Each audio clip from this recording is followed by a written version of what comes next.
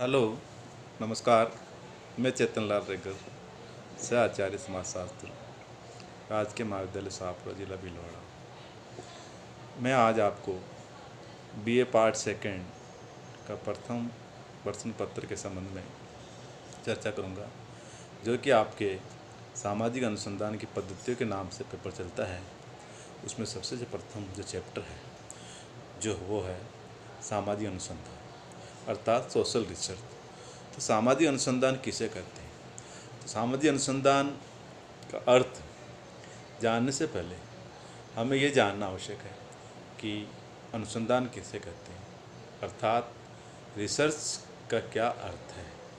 तो मनुष्य ने प्रारंभ में काल्पनिक या दार्शनिक आधार पर घटनाओं का विश्लेषण किया है। उसने ईश्वर या अलौकिक शक्ति को सभी प्रकार की घटनाओं का क्या स्रोत माना, अर्थात कारण माना।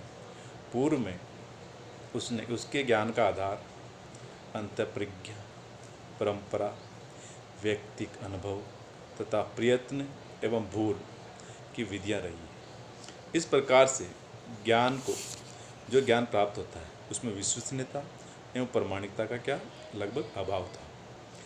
अर्थात आज व्यक्ति इस स्थिति से आगे बढ़ गया है और अब वह उसकी उस घटना पर विश्वास करने लगा जिसे वह आँखों से देख सके, स्पर्श कर सके या कानों द्वारा सुन सके। अर्थात अब वह तार्किक ढंग से घटनाओं को समझने और वास्तविकता का पता लगाने लगा है।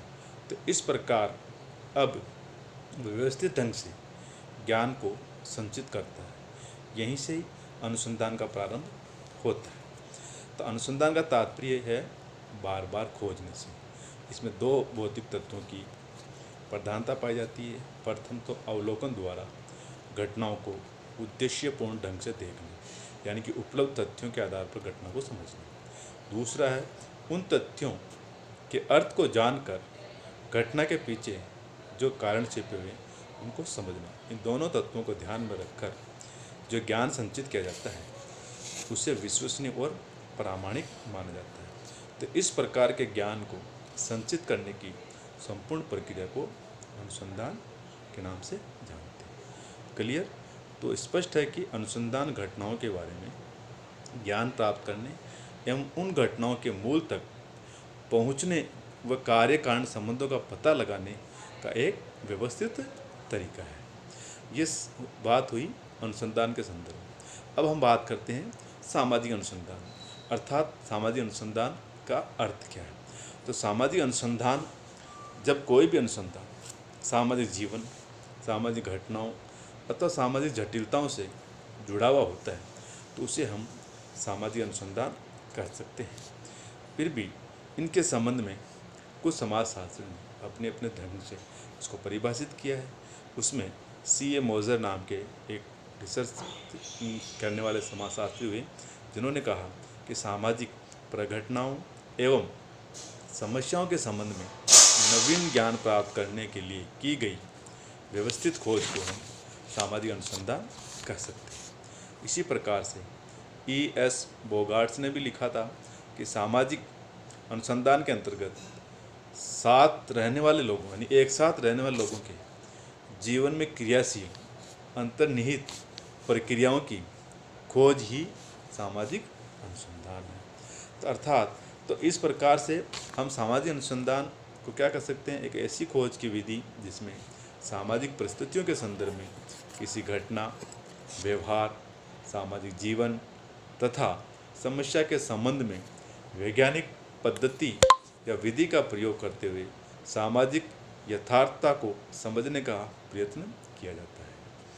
फिर भी इसकी कुछ विशेषताएं हैं, कुछ इसकी स्कोप एंड क्षेत्र हैं जिसके आधार पर हम सामाजिक अनुसंधान को और अधिक स्पष्ट रूप से समझ सकते हैं। तो समाजशास्त्रियों ने सामाजिक अनुसंधान के संदर्भ में कुछ इनकी विशेषताएं बताई, जिसमें सबसे पहली है कि सामाजिक अनुसंधान का संबंध वैज्ञानिक विधियों के प्रयोग द्वारा सामाजिक प्रघटनाओं के रूप में सूक्ष्म रूप से अध्ययन करना। दूसरी, सामाजिक अनुसंधान अपने को विभिन्न वैज्ञानिक उपकरणों, प्रविधियों, पद्धतियों के प्रयोग तक ही सीमित नहीं रखता, बल्कि नवीन प्रविधियों के विकास पर भी जोर देता है।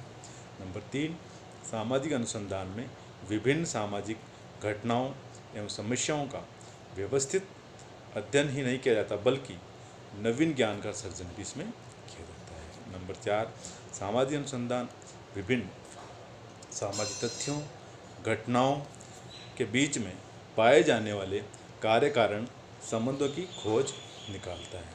नंबर 5, सामाजिक अनुसंधान में जहाँ नए तथ्यों की खोज की जाती है वहीं पुराने या पूर्व स्थापित सिद्धांतों की पुनर्परीक्षा या सत्यापन का कार्य भी संपन्न किया जा सकता है। नंबर 6 है, सामाजिक अनुसंधान एक ऐसी विधि है जिसमें प्राकल्पना की उपयुक्तता की जांच तथा परीक्षण भी किया जा सकता है। नंबर 7, सामाजिक अनुसंधान अध्ययन से प्राप्त निष्कर्षों को सिद्धांत के रूप में प्रयोग करने का एक वैज्ञानिक तरीका अर्थात इसके अंतर्गत नए सिद्धांतों का निर्माण किया जाता है। सामाजिक अनुसंधान जहाँ विशुद्ध ज्ञान की खोज पर जोर देता है वहाँ साथ ही इसका प्रयोग व्यावहारिक समस्याओं को हल करने पर भी किया जा सकता है। इसका अन्य तात्पर्य है कि सैद्धांतिक और व्यावहारिक दोनों ही प्रकार की समस्याओं के हल के लिए सामान्य अनुसंधान किया जा सकता है। तो इस प्रकार से ये 8 विशेषताएं हैं जो सामान्य अनुसंधान के संदर्भ में समाजशास्त्रियों ने बताई। उपयुक्त परिभाषाओं से इसका क्षेत्र स्पष्ट हो जाता है, इसका रिसर्च फील्ड स्पष्ट हो जाता है, जिसमें सामाजिक अनुसंधान में सामाजिक जीवन को समझने का प्रयत्न किया जाता है, यानी ज्ञान प्राप्ति इसका मुख्य लक्ष्य है। ज्ञान की प्राप्ति, ज्ञान की वृद्धि, ज्ञान की पुनः परीक्षा का कार्य ये निरंतर करता रहता है। तो सामाजिक अनुसंधान के क्षेत्र वैज्ञानिक है, उसमें निरीक्षण, परीक्षण, तथ्यों के संकलन, वर्गीकरण, सामान्यकरण हेतु व्यवस्थित विधि को अपनाया जाता है, जिसे हम साइंटिफिक मेथड अर्थात वैज्ञानिक पद्धति भी कह सकते हैं। तो सामाजिक अनुसंधान क्षेत्र की एक विशेषता ये भी है कि एक सामाजिक तथ्य या घटनाओं के बीच पाए जाने वाले संबंधों को ढूंढ निकालने पर जोर देता है। इसकी साथ ही इसकी सहायता से क्षेत्र के संबंध में एक और विशेषता बताई गई है। इसकी सहायता से सामाजिक जीवन एवं घटनाओं पर नियंत्रण पाने का प्रयास भी किया जाता है। और क्षेत्र के संबंध में और विशेषता है कि इसमें केवल मानव से संबंधित सामाजिक घटनाओं का ही अध्ययन किया जाता है।